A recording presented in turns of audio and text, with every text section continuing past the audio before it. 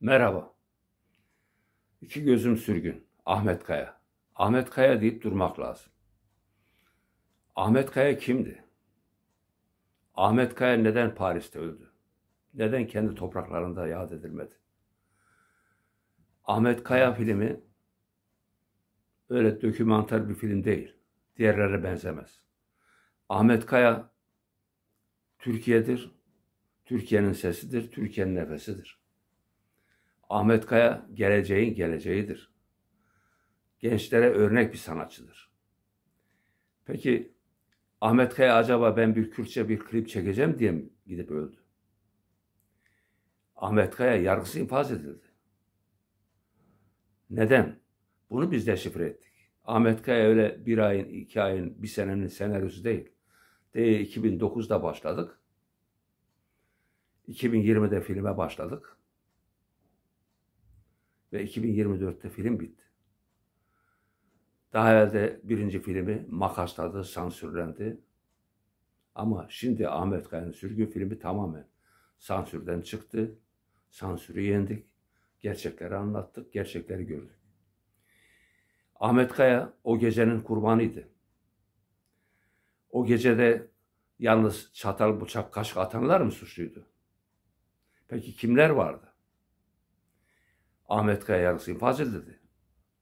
Ahmet Kaya mahkemeye çıkarıldı ve Metris cezaevine gönderildi. O zaman Metris cezaevi siyasi değildi. Belki de Metris cezaevinde öldürülecekti. Fakat öyle bir ses, öyle bir nefes geldi ki, öyle bir emir geldi ki Metris cezaevinin kapısında Ahmet Kaya döndürüldü ve Ümraniye cezaevine gönderildi.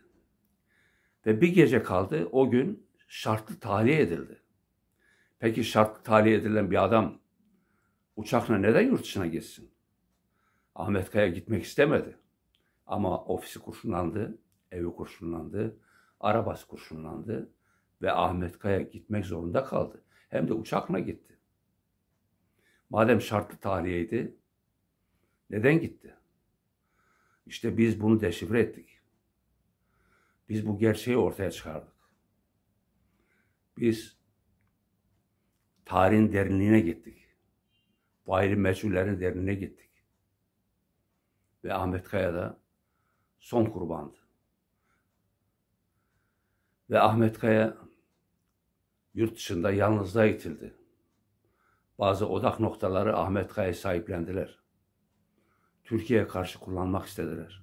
Ama Ahmet Kaya kendisi kullandırmadı ve kahrında öldü. İşte bu film gerçeği anlatmaktadır. Gerçeğin ta kendisidir. Kimine ders, kimine nasihat verildi.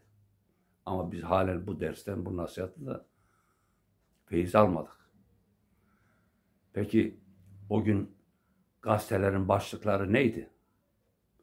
O sanatçıların, aynı mesleğin, aynı yolcuların, insanların öfkesi neydi? Neden öyleydi? Şimdi bazıları halen özür dilememekte. Bazıları ben yoktum demekte. O geceyi ele alırsak gerçekten biz aynayı koyduk. O geceyi hakkıyla çektik. Korkmadık, pırsmadık. Kim ne yaptı, kim ne eyledi birebir çektik. Bu film görücü çıktığında bazılarının da korkulu rüyası olacak ama korkunun ecele faydası yoktur. Bu gerçekler anlatıldı, anlatılmaktadır. Ve biz bunu anlatmaya çalıştık. Çünkü Ahmet Kaya gerçekten bu halkın sesiydi. Ahmet Kaya gerçekten evrensel müziğin sesiydi. Ahmet Kaya bir renkti. Bir renklerin öncüsüydü. Ülkesini seven, bayrağını seven, halkını seven, hiç ırkı, dini, dili alet etmeyen, hep birlikte barış, barış diyen bir neferdi. Ahmet Kaya bir öncüydü. Onun için Ahmet Kaya'yı eğer gerçekten görmek istiyorsak bu filmi izlemek lazım. Mutlaka izlemek lazım. Çocuklarımıza izletmek lazım. Geleceği izletmek lazım. Onun için bu filmi öyle sıradan bir film görmeyin.